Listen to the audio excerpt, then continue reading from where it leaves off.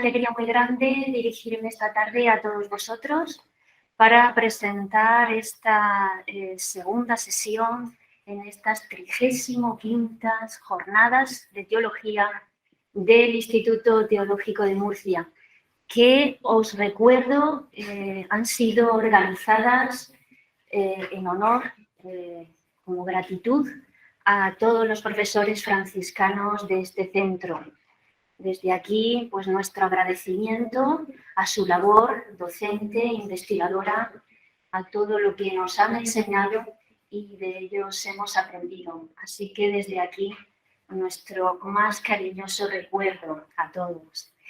Y dicho esto, presentamos al ponente de esta tarde, que, bueno, yo creo que no es necesario presentarlo mucho, ¿verdad que no? Bueno, pues él es nuestro director, el profesor Miguel Ángel Escribano Arraez. Él es doctor en Derecho Canónico por la Universidad Pontificia Antonianum de Roma. Es profesor ordinario de este centro, es además profesor invitado de la Facultad de Derecho Canónico de la Antonianum de Roma, en el curso El Derecho Penal, la vida consagrada y los delitos en la misma. Es juez eclesiástico del Tribunal de la Diócesis de Cartagena. Es además miembro de la Oficina de Atención al Menor y Personas Vulnerables de esta diócesis, de la Diócesis de Cartagena, y es además autor de numerosos escritos, un libro y 2 blogs, Franciscano de la Mancha y Libros ¿Qué lugares? Así que, bueno, pues os dejo con él, le damos paso. Así que, Miguel Ángel, todo oídos. Y bueno, se me olvidaba, para no hablar, no va a decir también, de la necesidad del diálogo de la teología con el derecho canónico, interesante tema, en la construcción del pueblo de Dios. Así que vamos a escuchar. Bueno, pues muchas gracias a la vicedirectora del Instituto Teológico por sus palabras. Yo siempre me he comparado con los que venían aquí a dar conferencias y todos le daban las gracias al director. Yo no puedo darle las gracias al director, así que es una cosa que me ahorro. En segundo lugar, hablando con algunos alumnos, me decían, bueno, pues la primera conferencia sobre San Francisco que escuchábamos ayer y la Fratelli Tutti, pues es un tema atrayente, a ver quién es capaz después de aguantar una conferencia de derecho al día siguiente. Yo os agradezco vuestra presencia en esta tarde y 2 opciones os doy. La primera, si os dormís todos, yo tranquilamente me voy después, voy a leer todo lo que tengo, porque ya que lo tengo lo voy a leer, yo apago las luces, vosotros seguís durmiendo sin problema. Y la otra opción que os doy es la de un pariente de mi padre, de Masegoso, en la Sierra de Alcaraz, que habéis conocido alguno, porque era un cineasta, dicen que famoso en España, José Luis Cuerda, y de José Luis Cuerda, un crítico de cine decía de él, empecéis a ver la película, te duermes en el centro de la película, te despiertas al final y sabes de qué va la película. Pues aquí igual. Yo empiezo a hablar, os voy a decir cuándo podéis dormiros y os despierto después y os enteréis de lo que va la conferencia perfectamente. O sea, opciones os doy para que esta conferencia sea lo más fructífera posible. Hablamos y vamos a entrar ya en la conferencia, para no alargarnos, en el tema de la necesidad del diálogo de la teología con el derecho canónico en la construcción del pueblo de Dios. No es tanto hablar del diálogo de la teología con el derecho, que son 2 ciencias independientes, 2 ciencias que pueden entablar un diálogo necesario, sino sobre todo tener en cuenta o buscar cómo el derecho canónico no es un elemento externo, sino que está intrínsecamente dentro del ser de la Iglesia. Y por lo tanto, el derecho tiene una importancia y está dentro de ese ser de la Iglesia y que por lo tanto necesita de una fundamentación teológica y de una teología propia para comprenderlo y entenderlo. La gran cuestión que siempre nos viene, y vamos a hacer una parte histórica breve al principio para que nos situemos, este problema de entender dónde está la raíz de que el derecho canónico sea o no parte de la Iglesia y si es necesario dentro de la Iglesia, el derecho, viene de un modo especial por el jurista protestante Rudolf Sohn. Rudolf Sohn señala, es uno de los más eminentes juristas de Alemania en aquellos finales del siglo XIX, señala en su famosa frase: la esencia del derecho canónico está en contradicción con la esencia de la Iglesia. Y él lo dice por una sencilla razón, lo señala porque entiende que la Iglesia es un elemento espiritual y carismático, no es una sociedad, no es un conjunto de personas, sino que simplemente nos formamos en esa unión, en esa sociedad espiritual y carismática, que es la única que tiene razón de ser, y ahí el derecho, según él, no tiene motivación. Esto no solo provocó una reacción en el mundo católico, sino también de un modo especial en la misma Iglesia alemana, porque ellos se dan cuenta de la necesidad de esa sistematización y de la necesidad de reconocer una Iglesia que necesita una sociabilización y, por lo tanto, necesita el aspecto del derecho para sistematizarse. Como siempre pasa en la Iglesia, cuando nosotros contestamos algo es porque los protestantes han dicho. Entonces, la visión católica nos lleva a señalar precisamente buscar dónde está esa fundamentación del derecho canónico. Esa fundamentación está en el mismo ser de la Iglesia. Y sobre todo en esa relación que tenemos que tener entre el derecho divino o derecho natural y el derecho positivo.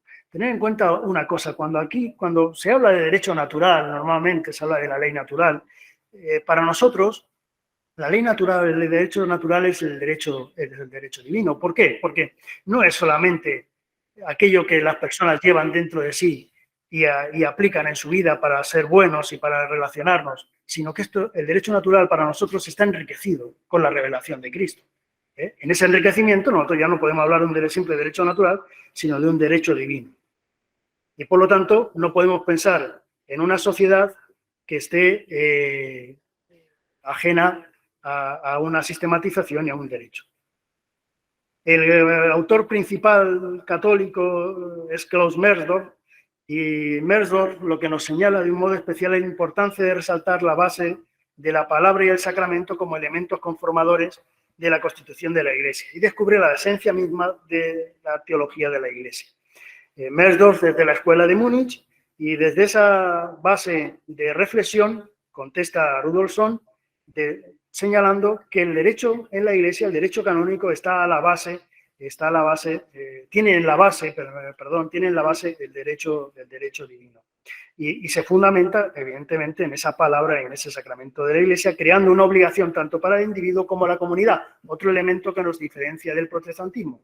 Aquí estamos hablando, la Iglesia es una iglesia de comunidad de creyentes, no es una iglesia de personas individuales. En este marco teológico del derecho sitúa el papel del derecho natural en la configuración jurídica de la Iglesia. Por lo tanto, Mersdorf hace una valoración del método jurídico desde la categoría histórico-jurídica y desde la categoría de la histórica religiosa del símbolo jurídico, para abrir un nuevo camino en la metodología de la canonística.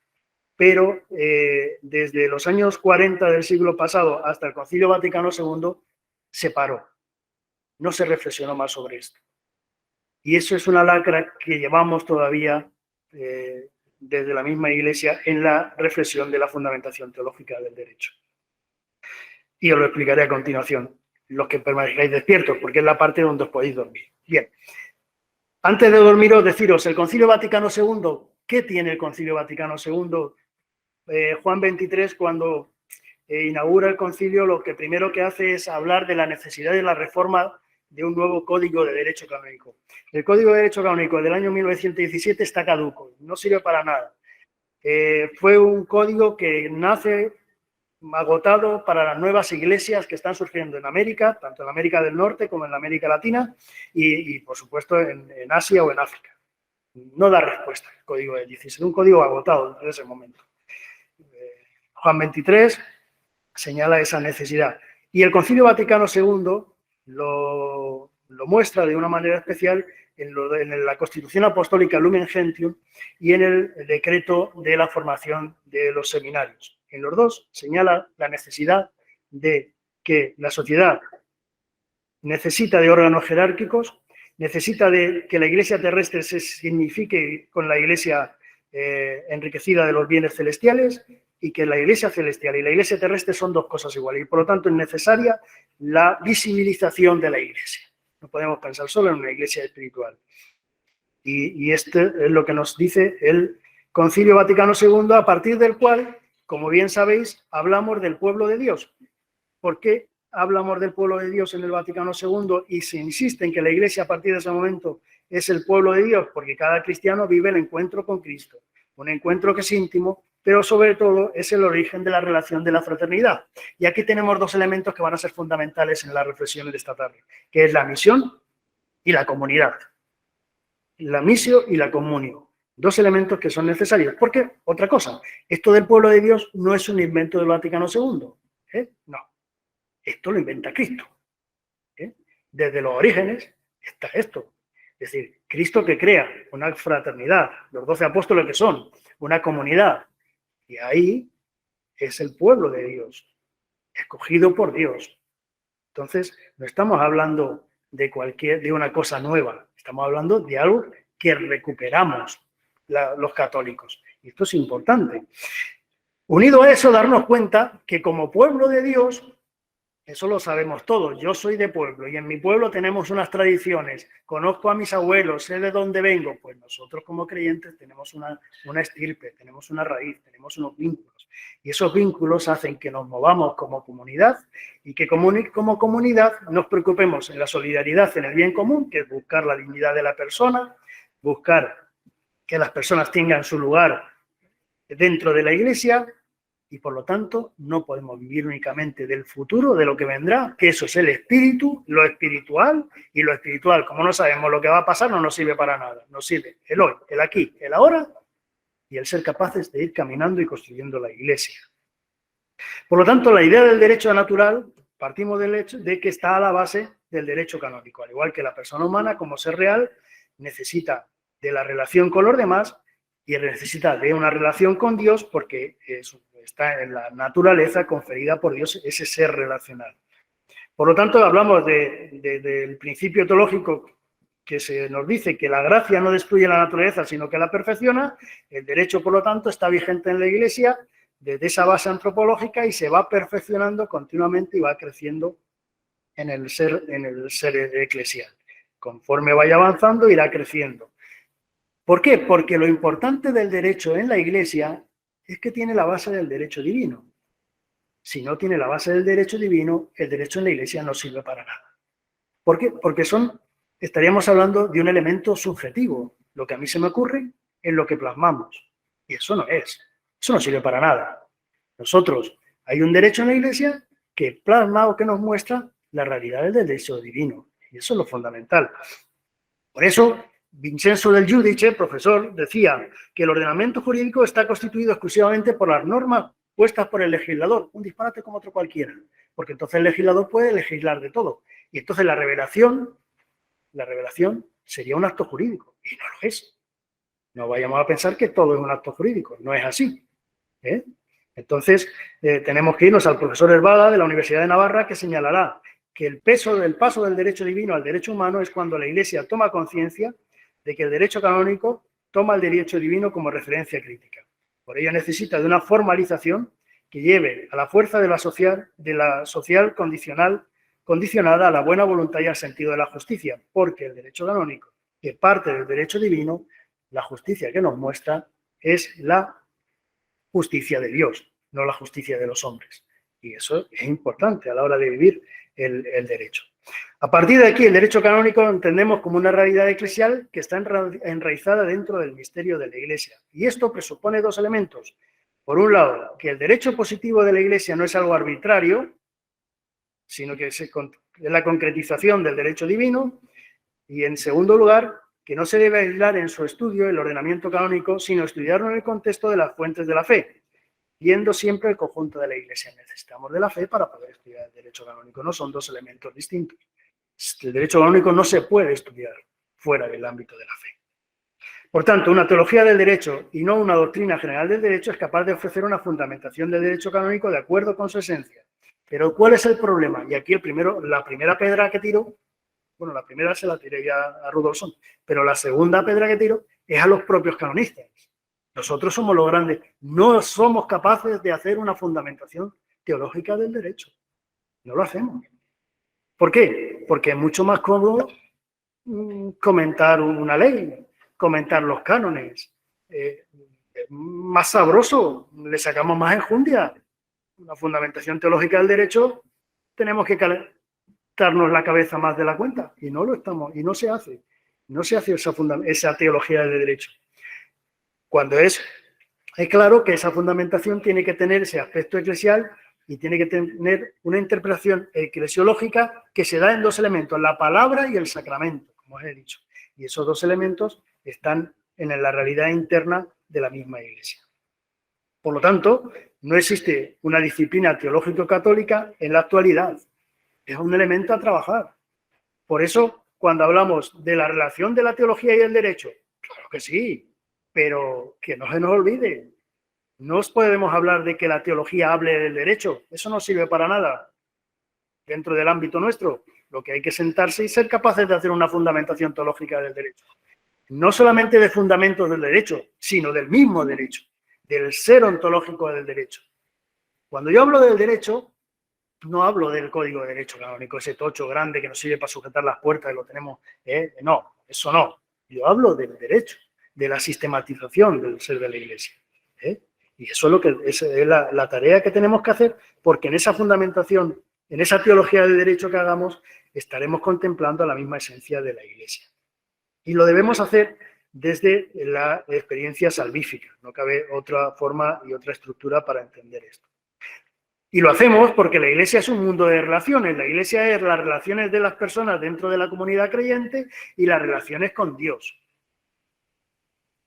Y os digo una cosa. Aquí nos hemos calentado los cascos muchos siglos en la Iglesia diciendo que el derecho natural es para todas las personas.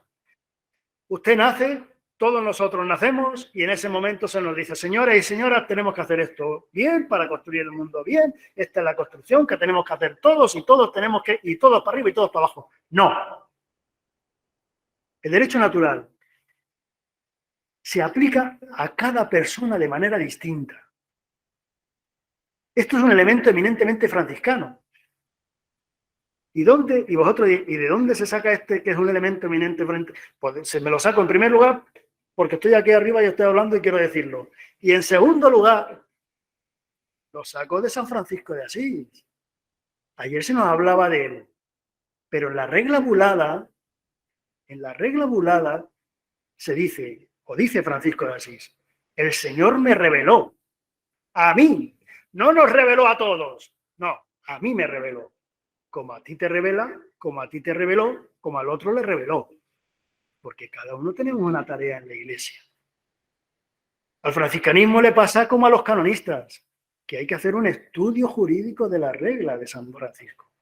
Porque es una regla que tiene una estructura jurídica. No es un elemento meramente espiritual. Y eso es importante que lo señalemos. Además, en ninguna regla de las órdenes monásticas se habla de esa manera. El Señor me reveló, ¿no? Se dice, se tiene que hacer esto, esto y esto para alcanzar el paraíso, ¿no? San Francisco es otra cosa. Por lo tanto, a partir de aquí, si a cada uno de nosotros se nos revela, es porque estamos en relación con Dios, en relación con Cristo, y esa relación la tenemos que hacer presente después en los demás. Y esto en la Iglesia se observa en la misión apostólica, en la sucesión apostólica y en la misión de los apóstoles que se va pasando de unos a otros. La misión. Metámonos en la cabeza que si hablamos del pueblo de Dios, tenemos que hablar de la comunión y de la misión. Y esos dos elementos son dos elementos que están presentes en una fundamentación teológica y en esa relación de la teología con el derecho. La Iglesia es pueblo de Dios porque es comunidad humana y cuerpo de Cristo, y se hacen necesarios elementos que sistematicen la sociabilización. Los alumnos míos de los martes que estáis aquí estaréis sorprendidos, porque estoy soltando una cantidad de palabras raras que esto no hay quien lo aguante, ¿eh? Pero bueno, de verdad que me voy a esforzar y las voy a decir sin atragantarme, pero esto es así, ¿eh? Esto, vamos, sistematización, sociabilización, vamos, esto se puede decir mucho más fácil, pero bueno, ¿qué vamos a hacer? Esto hay que darle seriedad o hay que decir estas cosas. A lo que vamos. Por lo tanto, el sentido del derecho en la Iglesia puede ser interpretado teológicamente como una dimensión de las realidades eclesiales que llevan a su existencia, a la vida y a la praxis. Y por lo tanto, el derecho tiene que tener presente estos tres elementos, la existencia, la vida y la praxis. La esencia interna del derecho consiste fundamentalmente en la relación, que produce las relaciones interpersonales, por el que la Iglesia se presenta a nivel local como la comunio verdadera y apostólica en la palabra y el sacramento. Por lo tanto, el derecho, para encontrar su fundamentación y su ser dentro de la Iglesia, tiene que basarse en la relación, tiene que basarse en la comunión y tiene que ser capaz de caminar para construir una teología que parta de esa realidad, que es el derecho, y que parta de esa realidad, que es su ser interno, su ser ontológico dentro de la Iglesia.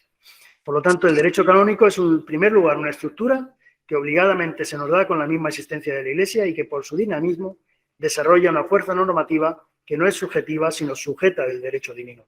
Es otro de los elementos que debemos tener presente y señalar, que es el derecho en la Iglesia está sujeto al derecho divino.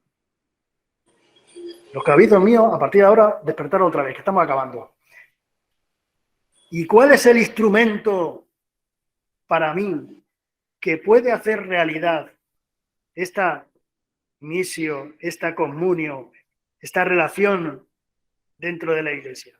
Pues la Iglesia tiene o tuvo la posibilidad de tener un instrumento que esto lo solucionara todo, que es la Lex Ecclesia Fundamentalis.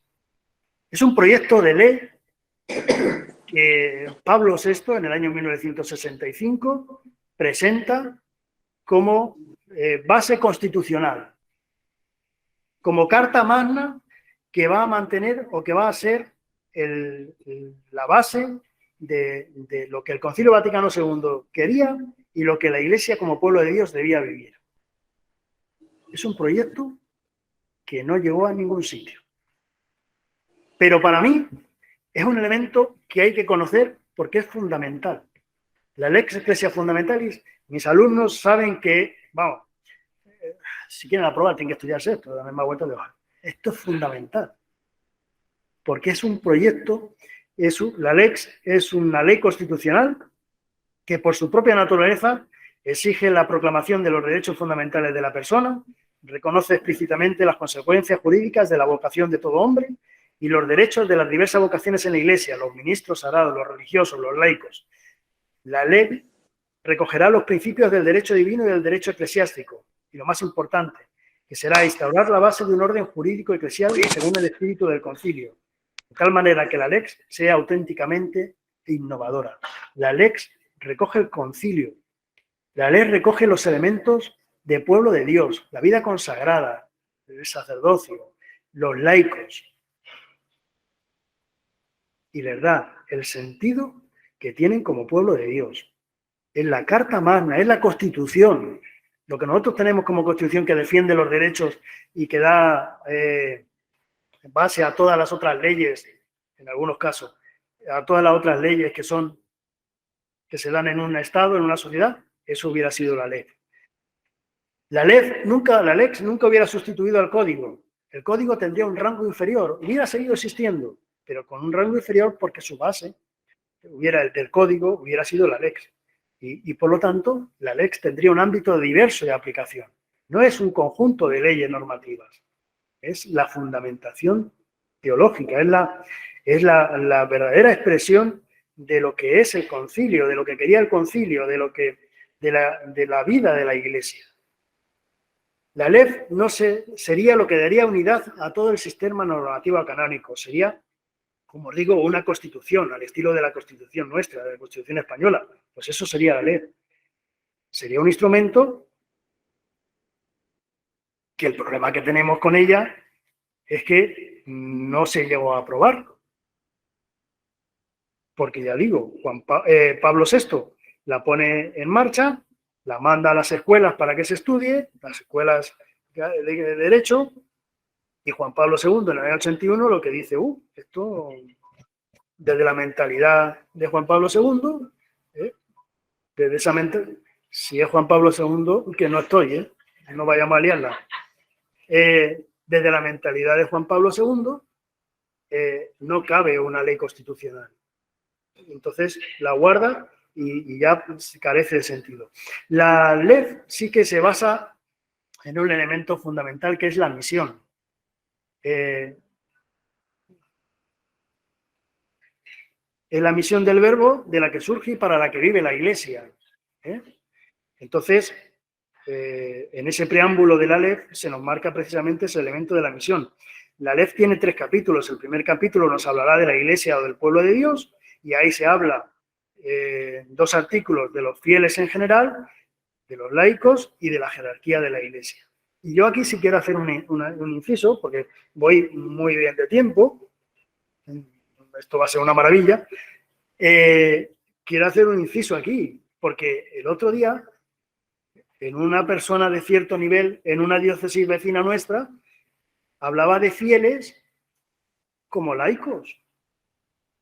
Y señores y señoras, los fieles son todos los bautizados, desde el monaguillo, si está bautizado, hasta el Papa. Todos los bautizados son fieles. Después tendrán ya las diversas misiones, el sacerdote, el consagrado, el laico, el obispo. Eso ya es otra cosa. Pero fiel es todo bautizado. Eso es importante que lo... Porque uno decía, esta persona decía, y como siempre que yo hablo no puedo dejar de sacar las cofradías, decía, es que los presidentes de las cofradías solo pueden ser los fieles. Por lo tanto, los sacerdotes no pueden ser presidentes de cofradía. Yo me quedo a cuadro con estas cosas, pero claro, pero como no quiero que ustedes se me equivoquen, pues les digo que fieles son todos los bautizados. Y la ley así lo señala. El capítulo 2, las funciones de la Iglesia, se ocupa del aspecto dinámico, funcional, la construcción, los sacramentos, la Eucaristía, todos los elementos. Y el capítulo 3, con 12 cánones, hace una selección de principios donde regular las relaciones de la Iglesia con las realidades temporales, especialmente con los estados. Cuál y cómo deben fundamentarse las relaciones Iglesia-Estado. Esto, si no es en la ley, no cabe en ningún otro sitio. Y aquí se señalaba, se daban 12 cánones en este sentido. Y en el canon 88 se defiende de un modo especial la libertad religiosa como postulado universal de la persona humana. Y esta libertad religiosa es algo que hay que fundamentar. Como digo, esto se manda a las escuelas para que se estudie, y hay 2 propuestas que para mí son las más importantes, la propuesta de la Universidad de Navarra y la propuesta de la Escuela de Múnich. Para mí, señalo estas 2 porque veréis, hay un elemento español en ambas. La de la Universidad de Navarra la tenemos claro, la de la Escuela de Múnich por el profesor Antonio María Rocco Varela, que es profesor de la Escuela de Múnich y que es de los mejores que han escrito, profesores de Derecho que han escrito sobre la fundamentación teológica del derecho. Después, como suele pasar, lo hacen arzobispos y se echan a perder, pero como profesor de la fundamentación teológica del derecho, no encontraréis textos más claros, más profundos que las de el cardenal Antonio María Rocco Varela. La Universidad de Navarra, ¿qué se sostiene? La Universidad de Navarra sostiene el que dice, muy bien, tenemos la LEF, tenemos que es una carta constitucional. Pues entonces, esta LEF está por encima de todo. Está tan por encima de todo, señalan ellos, que está incluso por encima del Papa. Y un motu propio del Papa tiene que estar en función de lo que la LEF diga. A partir de ahí, ellos siguen diciendo, muy bien, no solamente la LEF es el órgano jurídico supremo, sino que desde esa base constitucional volvemos a retomar las bases civilísticas del siglo XIX, principios del XX, y nos cargamos el jus divino. En el derecho divino nos lo llevamos para adelante, porque lo importante aquí es el Estado, es la sociedad y es la Carta Magna. Y el siguiente paso, que les falta por decir, que lo señalan, es que las iglesias locales están por encima de la Iglesia Universal, con lo cual esto del catolicismo lo dejamos al lado y convertimos esto en un federalismo, donde las iglesias locales mandan. Cuando uno lee esto y dice, ¿esto de dónde viene? Esto tiene que venir de una escuela de esta inglesa o americana, ¿no? No, viene de Navarra. Y dice, pues esto no puede ser. Porque entonces, ¿qué me están diciendo? Tener cuidado que viene el lobo. No aprovéis estas cosas porque nos estamos catalogando la catolicidad. Se equivocan de raíz. Hacen una lectura para no aprobar la ley, para que la lex quedara fuera. Sin embargo, la escuela de Múnich hace una lectura a partir de la comunión, a partir de la Lumen Gentium. Porque esa es otra de los elementos que decía Navarra. ¿Para qué queremos la lex si ya tenemos la Lumen Gentium? La Lumen Gentium es la base constitucional de la Iglesia. No necesitamos una lex.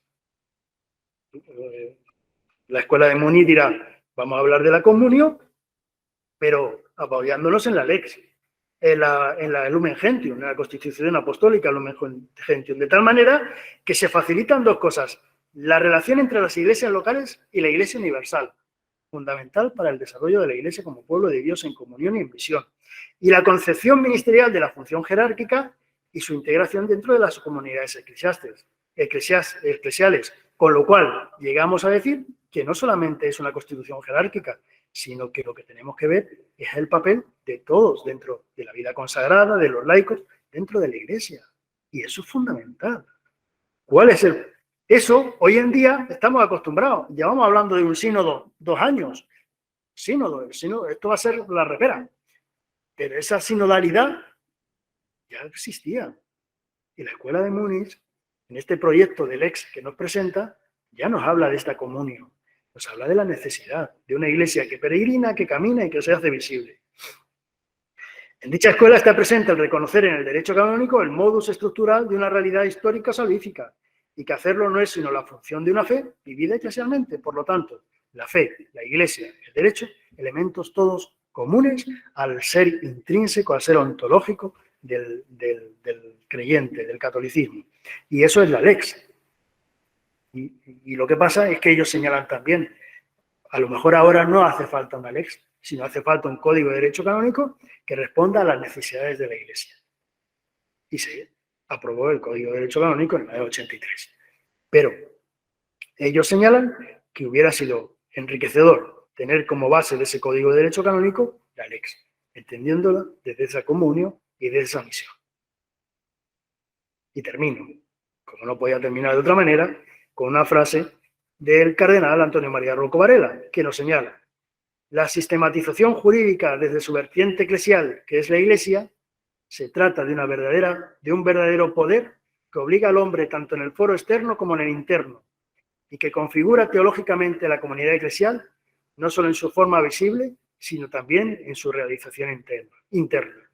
Por eso la Iglesia y el derecho dentro de la Iglesia tiene que construirse desde una fundamentación, desde un diálogo con la teología, en el que la fe, los sacramentos, la palabra, sean esos elementos que muevan a un derecho que sea vivo, a un derecho que tenga en cuenta cuál es su origen, que no es otro sino el derecho natural impreso en cada una de las personas, y desde ahí ser capaces de mostrarlo, ser capaces de darlo y ser capaces de darle la gracia a todos ustedes por haberme aguantado esta tarde. Muchas gracias.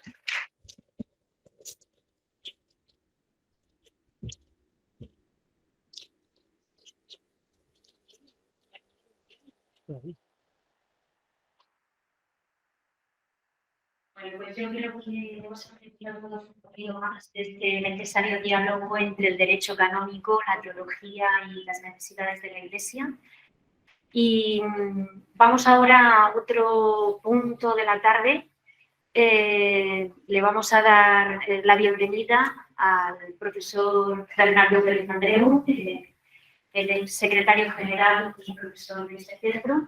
Bernardo, bienvenido. Él nos va a presentar el número de la revista Cartaginesia dedicado al profesor Francisco Martínez Fresneda. Así que le damos paso.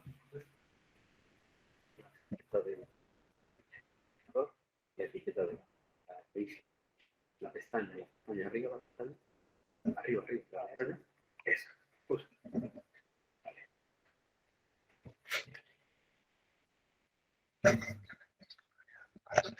Muchas gracias, Marta, por darme la palabra para intervenir en este acto magnífico en el que hemos tenido la oportunidad de escuchar al profesor Escribano Arráez en su especialidad, y me da pie perfectamente a la presentación del número especial de la revista, el monográfico, el número 75, ya se cumplen 75 números de esta revista cartaginense, en su volumen 39.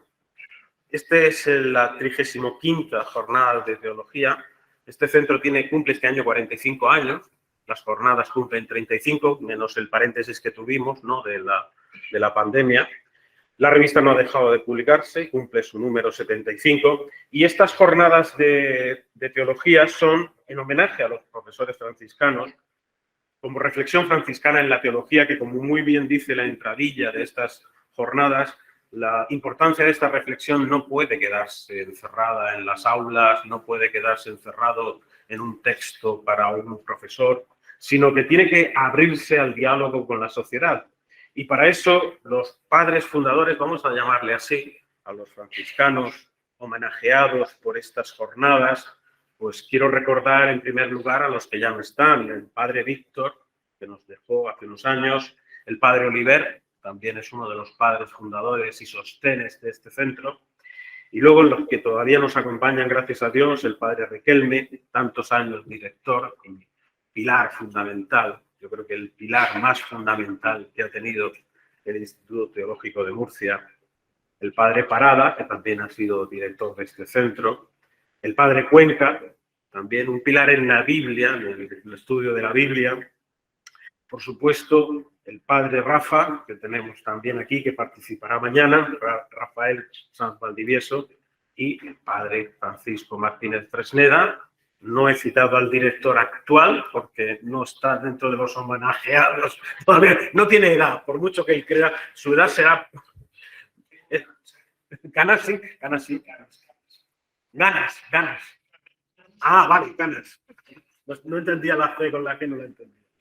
Bueno, y el padre Francisco Martínez Fresneda.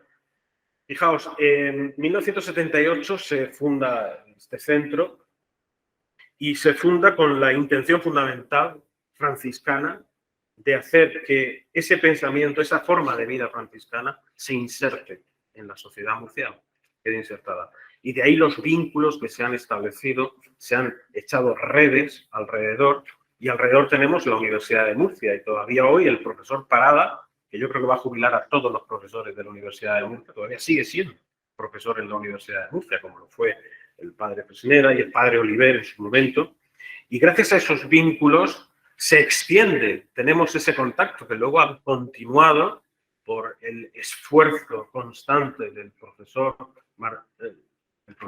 Pedro Riquelme, que quiso extender la teología a la universidad. Por eso tenemos un máster en teología. Es el único máster fuera del ámbito germanófono de teología en una iglesia, claro, en una universidad civil, y también un doctorado con la Universidad de Murcia, y tenemos un máster en familia, de orientación familiar, todo eso con la Universidad de Murcia. Esas son las ramas, la forma que tiene el franciscanismo de extender ese pensamiento nuclear de la dignidad de la persona, la relación con la naturaleza.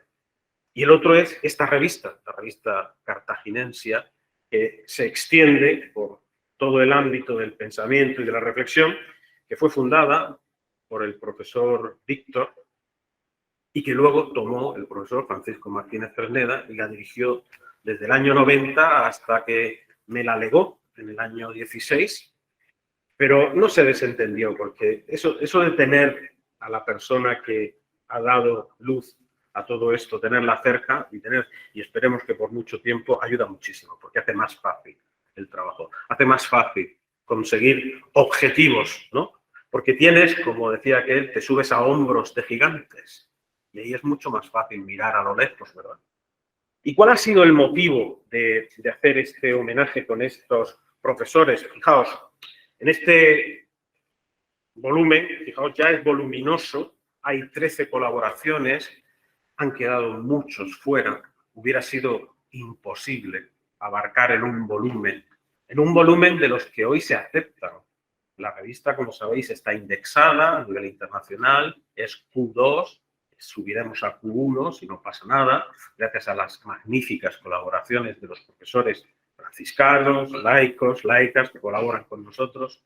Y claro, eso te limita, porque si hubiéramos publicado aquí 25 artículos, ya no hubiéramos publicado más en todo el año, sería imposible. Y tenemos que publicar los números, no queda otra. Fijaos, hemos contado con con 3 grupos de profesores. Y para eso me ha recordado el profesor Fresneda que os diga que hay unas separatas del primer artículo de presentación que hay del número, hay unas separatas que Domingo tiene allí en su despacho y que podéis recoger perfectamente. Y ahí es donde un poquito se explica cuando se decidió hacer este número por parte de la dirección, qué es lo que nos movió, ¿no?, para hacer este homenaje al profesor Francisco Martínez Fresneda. Si recordáis, hay un cuadro de Murillo que se llama San Francisco abrazando a Cristo en la cruz, ¿verdad? Lo tenéis en mente. Que expresa con la potencia visual del barroco el núcleo vital de San Francisco de Asís, que es estar unido a Cristo en su vida y en su muerte. El abrazo de San Francisco acoge a un Cristo que desciende de la cruz para abrazar la vida de Francisco. Esta poderosa imagen nos sirve para entender la trayectoria vital e intelectual de Francisco Martínez Fresneda, quien ha dedicado su vida al estudio de las 2 figuras más importantes del cristianismo occidental, Jesucristo y San Francisco. Su ser franciscano es, en Martínez Fresneda, la forma específica de ser cristiano, lo que le ha llevado a desarrollar una amplia bibliografía dedicada tanto al Jesús histórico como al Cristo de la fe, como a la vida y pensamiento de San Francisco. Por eso, este número especial se llama Cristología y Franciscanismo de la filiación a la fraternidad. Filiación, elemento vertical, que justifica y fundamenta la fraternidad, elemento horizontal. Algunos de mis alumnos me han escuchado decir que el problema de la modernidad es que intentaba fundamentar la fraternidad sin la filiación. Y de ahí vienen todos los problemas que luego se derivan en la modernidad. Francisco Martínez Fresneda tiene esta intuición de unidad de Francisco y Cristo, y ahí establece su tesis doctoral, después de haber estudiado aquí en Murcia, en Comillas, a Roma, establece su tesis doctoral que se llama La plenitud de la gracia de Cristo según la Summa Alensis, donde ya se podía percibir el interés nuclear del profesor por unir franciscanismo y cristología. Posteriormente realiza distintos posgrados y, leída su tesis doctoral, regresa a Murcia para encargarse, tomar las riendas, por 2 veces lo hará, de la dirección de este centro. Publicará más adelante sus libros fundamentales, obras fundamentales de cristología, que pondrá las bases de la cristología en clave franciscana, recurriendo a los maestros de la orden, como San Buenaventura, Alejandro de Ávila y Odón Rigaldo. Es La gracia y la ciencia de Jesucristo, una obra fundamental para entender este pensamiento. Historia de la cuestión en Alejandro de Ávila, Odón Rigaldo, Summa Alensis y San Buenaventura, editada en este centro en 1997. Y aquí va a establecer el profesor Fresneda como 3 líneas paralelas de su reflexión. Estas 3 líneas paralelas pueden estar organizadas en torno, por un lado, a la cristología, que conocéis perfectamente, a San Francisco y también al franciscanismo. De ahí que como su pensamiento está organizado en estos 3 ámbitos, los números que nos encontramos,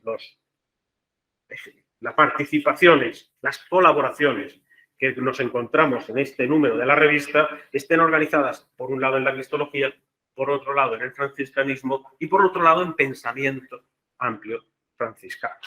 Y así contamos con la colaboración de, por ejemplo, el profesor Miguel Ángel Álvarez Barredo, que es profesor en este centro, Vincenzo Battaglia, de la Pontificia Universidad Antoniana de Roma, que es profesor de cristología, Nancy Elizabeth Bedford, de la Garrett Evangelical Theological Seminary de Illinois, Estados Unidos, en un texto precioso que recomiendo, sororidad y cristología.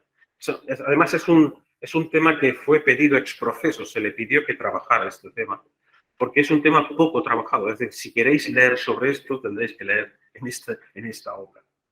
También contamos con la colaboración del profesor Martín Carbajo, que ayer nos expuso en las claves franciscanas de la Fratelli Tutti del Papa Francisco. Papa Francisco, de hecho, ya llamarse Francisco ya tiene sus claves franciscanas, ¿no? Y luego, pues, Laudato Si, Evangelii Gaudium, todo está transido del pensamiento de San Francisco, el pensamiento y la vida. Contamos también con David Couturier de la St. Bonaventure University de Nueva York, de Estados Unidos. Contamos también con Thomas Herbst, al que dedicamos un pequeño homenaje, porque en su texto, From Theory to Practice, de la teoría a la práctica, conociendo la encarnación como modo de unión, es póstumo. Nos lo envió y falleció cuando estábamos en imprenta, en la corrección de imprenta. Siempre enviamos la corrección de imprenta a los autores para que la corrigen. Me respondió una colaboradora suya que corrigió y me comunicó el fallecimiento del franciscano Thomas Herbst, que es de la Universidad de Kent, en Canterbury. También contamos con la colaboración del profesor Francisco Henares Díaz en un texto muy bonito de Tese y el acompañamiento de los franciscanos en las primeras décadas. El profesor Francisco Henares, sabéis que ha sido muchísimos años profesor en este centro y es muy querido por nosotros. Contamos con una colaboración magnífica sobre la importancia de la filiación divina en San Francisco y sus consecuencias en la regla de vida de los frailes menores de aquí, de la profesora Marta María Garregari. También con el artículo del profesor Vicente Llamas, que también es profesor de este centro. Como veis, la mayoría de artículos están copados por profesores de este centro. O caso de la metafísica epifanía del Eikon, que si está por aquí el profesor, pues luego os lo explica de qué va el asunto. Si no, pues aquí tenéis el texto, lo leéis vosotros, no me atrevo a entrar por ahí. También contamos con el artículo de Antonio Piñero, que es un experto, Antonio Piñero, conocéis, de la Universidad Complutense, y el texto es muy interesante porque no se ha puesto mucho el acento en esto. A propósito de las citas del Corpus Enóquico en la edición española de los apócrifos del Antiguo Testamento. Muy interesante cómo ahí se ha citado tanto el Corpus Enóquico y bucea en el interés que tiene el Corpus Enóquico en la edición española del Antiguo Testamento. Y también contamos con el texto que ya hemos dicho del profesor Miguel Ángel Escribano Arraiz, que ha expuesto aquí, y el texto me queda por citar solamente de Rafael Sanz Valdivieso acerca de la Fratelli Tutti.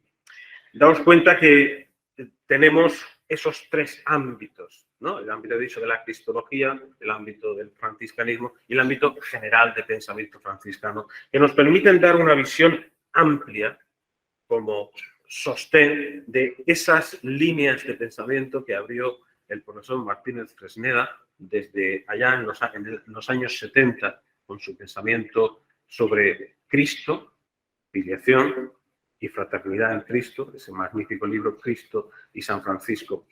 Si queréis el volumen, tenemos volúmenes a vuestra disposición y también podemos contar con las separatas que están en el despacho de Domingo. No sé si teníamos previsto hacer alguna ronda de preguntas o lo podemos dejar.